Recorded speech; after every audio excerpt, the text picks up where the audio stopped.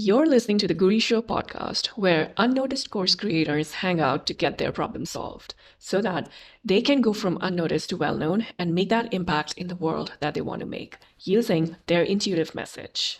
Stay tuned and take a listen to today's episode. There are a lot of successful online courses out there, and there are failed ones too. The truth is that regardless of the fact, a well-created online course is a perpetual money spinner that rakes in the cash decades after it was created. What you need in reality is to create an online course that is drawn from what you're familiar with or passionate about. Regardless, the idea for the online course must be profitable. It must be something that people are willing to pay for. And bear in mind that people buy online courses because they help them solve a problem in the first place. So in order to choose the right kind of online course, you will need to do some brainstorming. Now, your online course might be on something as trivial as potty training or something as complex as changing tires in the snow. It could even be abstract like motivational speaking. Whatever idea you have for your online course, it must be a problem solver or it won't fly. Try as much as possible to choose an online course that solves a specific problem. That being said, let's talk about our topic for today. That is, how to find the right course idea that suits your niche. Now, there are tons of online courses on the internet, some good, some bad, and some others great. The great online courses are those courses that were tailored to suit a particular niche. By now, you should know the niche you intend to focus on. If not, use my following method. So here you go. My niche statement is, I want you to take a piece of paper and pen and write down. My niche statement is, I teach / help X how to Y. I teach / help X quote unquote how to quote unquote Y, where Y is the outcome or benefit that your audience is about to get from you or from your course, and X is your target audience. So, for example, I teach coaches or entrepreneurs or course creators how to create and sell their online course. Now it's your turn. Go ahead and use this formula and craft your niche statement. Now, going back to what we were discussing, you must find a course idea that suits your niche. Now, bear in mind that your niche should be an area that you're so familiar with that you can teach others about it. It is the most important part of the course creation process. It's also very tasking, so you may have to do a lot of research, analysis, testing, interviews to get that course idea that answers those important questions. Or you can just intuitively come up with your idea, because in my case, what happens is that a lot of times these course ideas and these concepts and these content topics just come naturally to me, intuitively to me. So it totally depends on to how far you want to go in this process and how comfortable you are in going in applying different ways of finding that exact thing you want to create course on. So however, I do have some steps for you. And so you might want to open a Google Doc and write down these steps. So step number 1 to identifying your course idea is to identify a significant problem first. So that's step 1. All online courses answer questions. Okay? Better put, they provide solutions to problems. So your online course should solve problems that are peculiar to that niche. It's either, now you can do it either by bringing a new perspective to already existing ideas, or you could provide new solutions to solving a particular problem, right? The difficult part is to identifying a problem. The difficult part is identifying a problem that is significant enough that people will invest in finding solutions to it.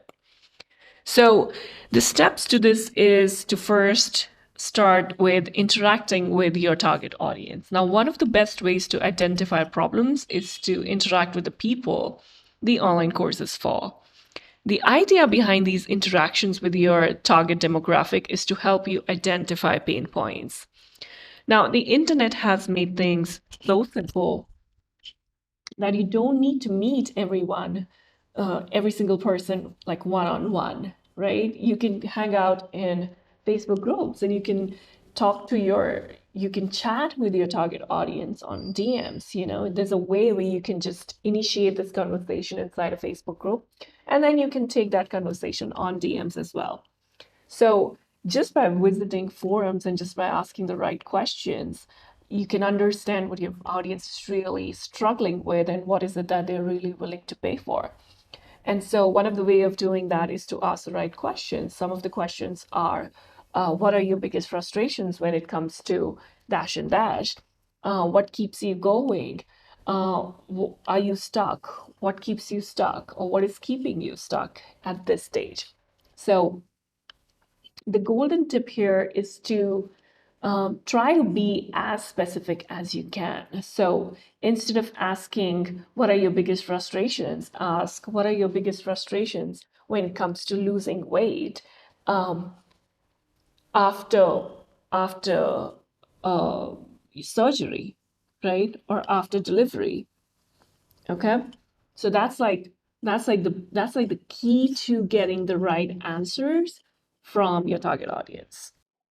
The next thing to do is to research your competition. Now, I don't research my competition as such anymore because I understand what they're creating and I want my thing to stand out. And I totally believe in what I'm creating. So I don't research my competition anymore.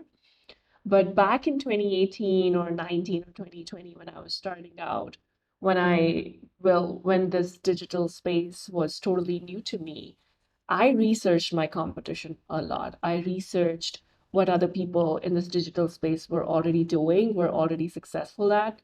So if you're new to this space, I would suggest that you start with researching your competition. That just gives you an idea on what's already existing in the market, what's already happening, what's successful, and what's not. You'll also understand the pivot that people have made in the past, and so you'll get that knowledge on what's happening. What's this digital space is all about. So if you're starting out, if you're new to this space, you can definitely start with research your competition as well. And so some of the questions that need to be addressed while you are researching your competition are what problems your competition is solving, what problems your competitor is solving, basically, what topics they are covering in their content, and to what extent their audience is responding to that content and to those ideas. And do they have any current online courses? What's the topic? If yes, what's the topic? And what kind of questions their audience is asking them? What kind of comments their audience is making on their Facebook or Instagram posts or YouTube videos? So just keep a check. Keep your eyes open to what their audience is saying to them or asking from them, right? And then another thing that you can do when it comes to researching or when it comes to identifying a problem is to research keywords. Now I'm giving you three ways. One is to just interact with your target audience. Second is to research your competition. The third one is to research keywords. Now, this is a method that I've used a lot back in the day. I still use it sometimes, but not so much anymore. But again, if you're starting out, if you're exploring this space, this is like the best space that you can start with.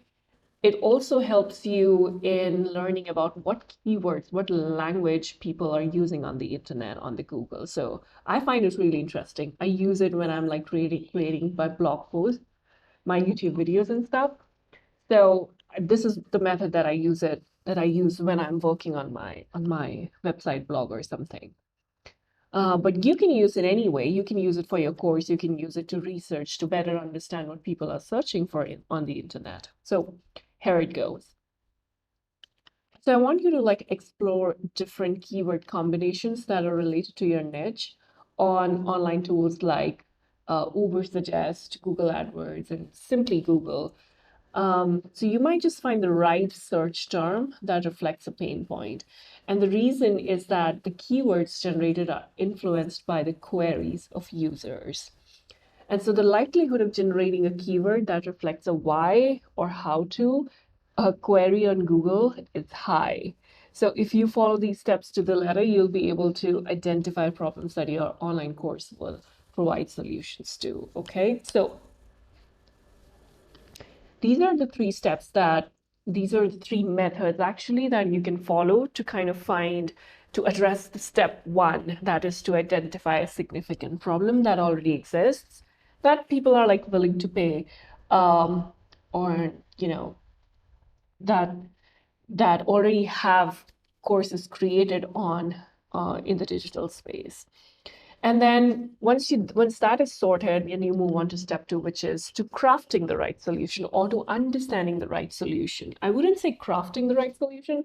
I would say like understanding, okay, this is a significant problem that I'm wanting to solve. What's the correct solution that I want to provide for this one? And again, this is a very beginner level episode. I mean, if you deep dive into crafting the right solution, then a lot of other things also come up, which is like, how do you stand out with your transformational program? How do you create pillars? How do you create your own curriculum so that it stands out? And like different stuff. But because it's a beginner level podcast episode, I just want to stick to the beginner level understanding of what the right solution actually means and what the right research or what identifying the problem actually means. So this is all for you if you're a beginner, okay? And so let's talk about how to understand the right solution to the problem that you've just identified. First of all, I want you to define the problem, okay? So then answer the question, how significant is the problem to the consumer? And then answer the second question, will they be willing to invest time and resources in finding solutions to it? So I'm going to repeat these two questions. First one is, how significant is the problem to the consumer? And the second one is, will they be willing to invest time and resources in order to find solutions to it? And so the answer to these questions is basically the step one in crafting the right solutions to problems. You want to classify these problems so that you end up focusing on the right one. Make sure that you are, okay? Be sure that it is a priority in the eyes of the target demographic. Find out as much as you can about it. So I am pretty sure that you'll come up with like multiple problems, 5, 6 at least, and then you answer these two questions, and then you can sort out, okay, which one is like higher on the ladder and which one is like the lowest on the ladder based on how much people are like willing to pay and how much significance this problem holds to the consumer. Okay, so once you've defined the problem, then you move on to analyzing it. Now, here's where you use the information at your disposal to turn the problem on its head, inside out, and just about any other way you can. And so the goal is to extract every bit of information about its causes and remedies. And here is where you also focus on what, where, when, why, and how of the problem. And so its causes, occurrence, and significance. The answers, now here's the key. Now I want you to like pay attention here. So the answers to the above questions will help you clearly define the patterns behind the problems. And since the niche is one that you're familiar with, once you see the patterns, you already have the solutions, okay? So once you've analyzed it, once you've analyzed all the information that is at your disposal, the next step is to arrive at the solutions. Based on your analysis, you should be able to arrive at solutions to the problems if you're in the right niche. At this stage, you're better off proffering as many solutions as you can. So here's the thing, generate as many scenarios as possible and proffer solutions to each. And after doing this, you can then assess each one to determine the one you settle for with the maximum ticks actually, and it's thus the most competitive, right? So be sure to choose the most customer-centric solution, one that resonates with a lot of people in your target demographic. So I'm not saying that it resonates with the major chunk of audience in general, but it it does resonates with the target audience, like major chunk in your target audience. I hope that makes sense. And so if you do this right, the solution will also be the most profitable course idea. Okay. Once you have done that, so we started with identifying a significant problem. We then moved on to finding the right, crafting the right solution, or what's the problem, what's the solution to this problem, and then we kind of defined the problem, we analyzed it, and then we're arriving at different solutions. We are ticking different boxes, we're trying to generate as many scenarios as possible, and we are proffering solutions. And by the end of it, I'm pretty confident that you'll come up with the right solution and the right problem that you want to create a course on. Now, once this is done, I want you to not feel like you have come up with the best course idea. I want you to move to the next step. And the next step is to validate your online course idea. Now, until and unless your idea is validated, you're still like in that boat where you're not sure where you're going. Okay. So, but we want to be sure where we are going, right? And so we want to be on the boat that takes us to our desired island, right? And so we want to validate our course idea. We can't be just sitting here and like doing all this work and just still feel, and still when we're ready to, still when we are putting out the course, we don't want to be hearing crickets, right? And so validating your online course idea is like the most important step. Okay, so before you invest in developing and marketing an online course, validate it first. That is, you need to find out if there's an audience who's willing and able to spend money on it. Now, this audience is not your competitor's audience. This audience is not XYZ's audience. Their audience is paying your competitor money. Okay, that's already established. That's where we started. That's where when we were identifying the problem, when we were researching our competition, we already established that this is something people are willing to pay for. But this validation is coming from people who are willing to pay to you, who are willing to pay for your course, for your idea. Okay, hope that makes sense. So validation is not, a lot of people like ask me this question that we've already done the competitor research, right? So why are we validating again? So like I said, you're validating because you're finding your people who are saying yes to you, not to your competition. Okay, so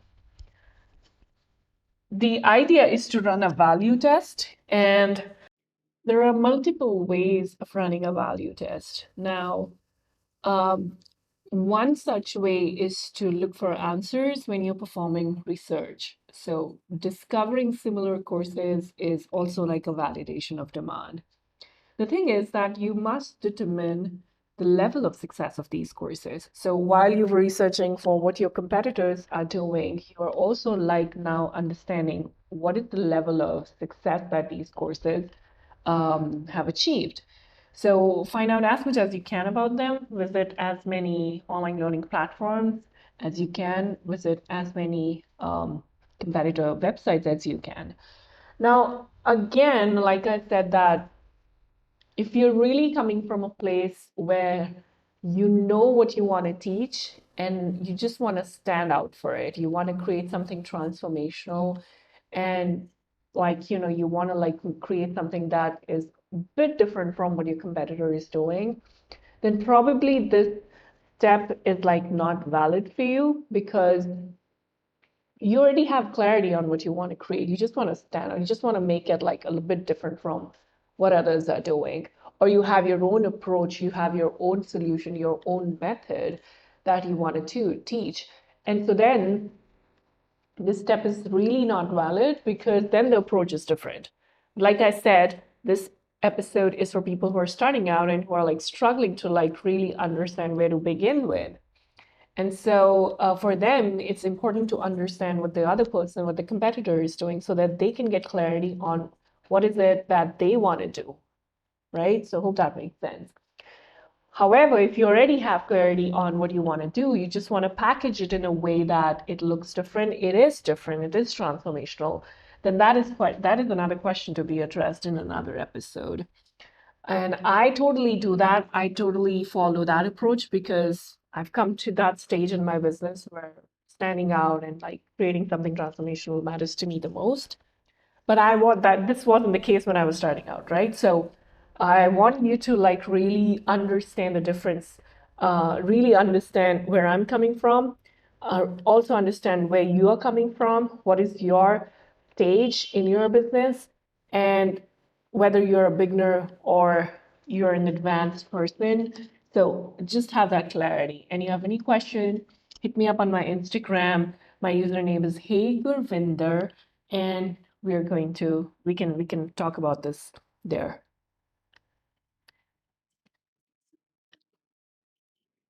So coming to the question like this, so visiting these different places and then just understanding what is the quality of your competitors content, how correct is the information that they've put out there. What are the gaps that they have not covered? How are they covering these gaps, right? How effective is their online course? Are there any testimonials as such? And like, um, what's the audience feedback? What's the customer feedback? So after reviewing all of that, look for the gap, and can you cover that gap? Can you bridge that gap for the audience that is not happy with their course? That's your task, okay? And then another thing that you can do, or another way of validating your idea, is um, to get the feedback from your audience as well. So talking to your target audience will allow you to determine how much value the idea will add to your target demographic. Okay, so get a sense of how your course idea will help soothe that pain point or help find a way around that nagging challenge. So um, understanding how will your course idea provide the necessary results that your audience needs, and the results that your competitor's course is not able to provide or is not able to get for them. And once that is done, then there is the money part. Do they value your course idea enough to pay for it? So just simply asking people, would you be willing to pay for it? Okay, and like how much would you be willing to pay for it? So asking simple questions to your audience. All right. And then once that is done, there are also some advanced strategies to validate your perfect course ideas. Now, one of the ways is to pre-sell your online course by putting up a coming soon page that explains what the courses will be about. And so creating a page on your website, just putting coming soon, but also adding information about your course, what the program is about, what is the outcome that people are going to get from that course. And you can also give them a discount code, like, okay, once the enrollment opens, this is a special discount code that you can apply to get so and so discount on this course when the enrollment opens. But in order to get that code, you need to subscribe. You need to put your email address in the box below. And so this is the way you pre-sell your online course. This is just one way. You can also pre-sell your online course to people you're having conversations in the DM. So all those people who are commenting on your market research posts, all those people who are having these conversations with you in the DMs, you can ask them, listen, I'm planning to launch my program on so and so date next week, 2 weeks down the line. And I'm looking for people who would want to be beta testers for my program. And so would you be willing to be a beta tester? I'm not charging what I'm going to charge once the course is out and ready for just about anyone, because you're willing to sign up as a beta tester, I'm willing to give you this program at 90% discount or 50% discount or whatever. Would you be willing to join this at so and so price? And that's a validation also. If people say yes, if people raise their hand, that means your idea is validated. People are willing to pay for it, and like everyone's happy. And then, so one of the way is to create this page and then ask people in your DM in different Facebook groups if they're willing to pay so and so price, and then send these people to this coming soon page and just ask them to subscribe. Or you can also create a checkout page for them directly because they're willing to pay like instantly. And so send them to a checkout page. Another way is to create this coming soon page and run ads on directing to this page. So run Facebook ads, run Instagram ads, or LinkedIn ads, or YouTube ads, whatever. But send people to this page. And again, because this is just an idea validation, this is the coming soon page. This is not really a page where you're asking people to pay you money.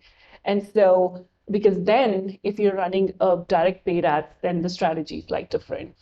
But this is just a validation. And so even if you send people to this coming soon page, it's still like a validation. It's still like you're not really asking them money upfront.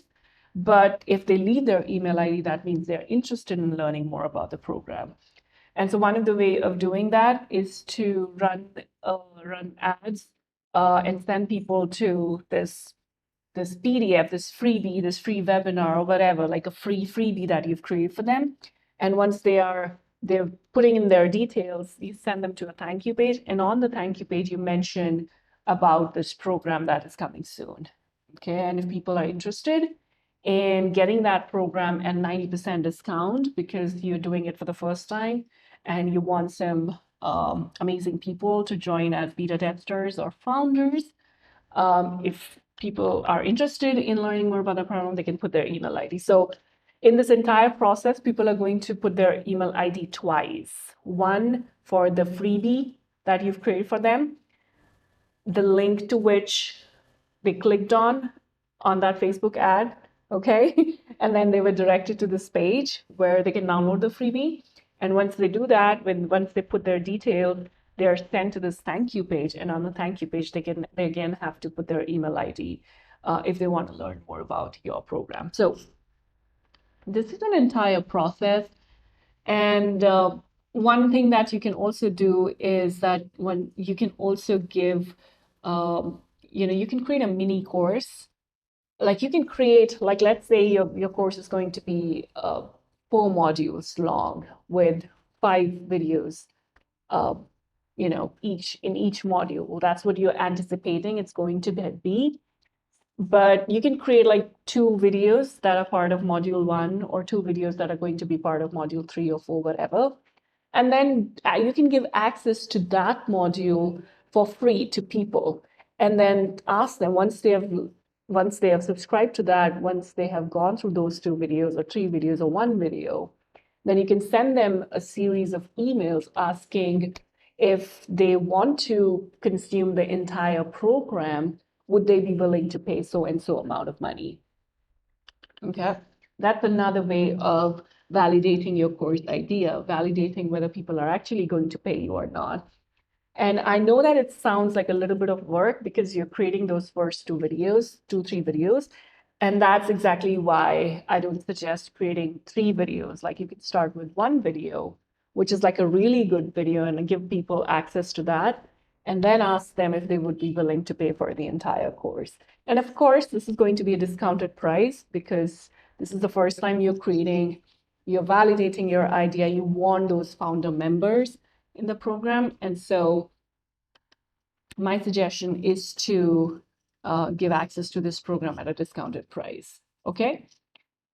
So this is what the entire process looks like. I wanted to keep it short. I wanted to keep it sweet so that you can just you can walk away from this episode with some takeaways, with some action steps that you can apply right away. And so, just to summarize what we discussed today, we wanted to identify a significant problem that suits your niche. And the way of doing that is to ask your audience specific questions. We can also research your competitors, or you can research some keywords. Once you have done that, once you have come up with 7 to 10 problems, significant problems, you want to now understand the solution that you want to create for these problems. And in order to do that, and then you're going to then you're going to pick the best one out. Okay. And so in order to do that, you first define the problem and then you analyze it, whatever information you have related to that problem. And then you arrive at solutions. Like, what is the solution that you are willing to provide for that problem? Once that is done, you have a significant problem, you have a significant solution, and then you move on to validating your idea. And in order to do that, you talk to people in your DMs, you talk to people in different Facebook groups, on different social media platforms, Instagram, multiple places. And then you do a test run. You do a run. You do a you do a Facebook test. Oh my goodness. You do a Facebook ad test run, and with that you will send people to a freebie page, and from there you send them to a thank you page, and on that thank you page you ask people if they would be willing to learn more about your program. Okay, as opposed to you having conversations with people in the DMs and then sending them to a coming soon page or the checkout page directly. So in that scenario, you don't need a freebie page unless you want to. So that's completely up to you. I'm just throwing ideas at you. So that being said, this is it for today's episode. We discussed a few interesting things. Again, this is an episode for people who are just starting out, who are new to the digital space. And if you've already established your niche, if you already have a market, if you've understood your target audience, if you want to stand out with your core signature program, you've identified your pillars, or you haven't identified your pillars, but you still know you've identified that you want to create a method and you want to stand out with that method, then probably this episode is not for you. I'm going to create another episode that solely talks about how to stand out with your signature program. And so probably that episode would be for you. And so until then, take care. Thank you for listening. This is the Guri Show podcast. Sign up for the freebies if any link is there in the description, in the notes, and connect with me on Instagram. My username is Hey Gurvinder. See you next time.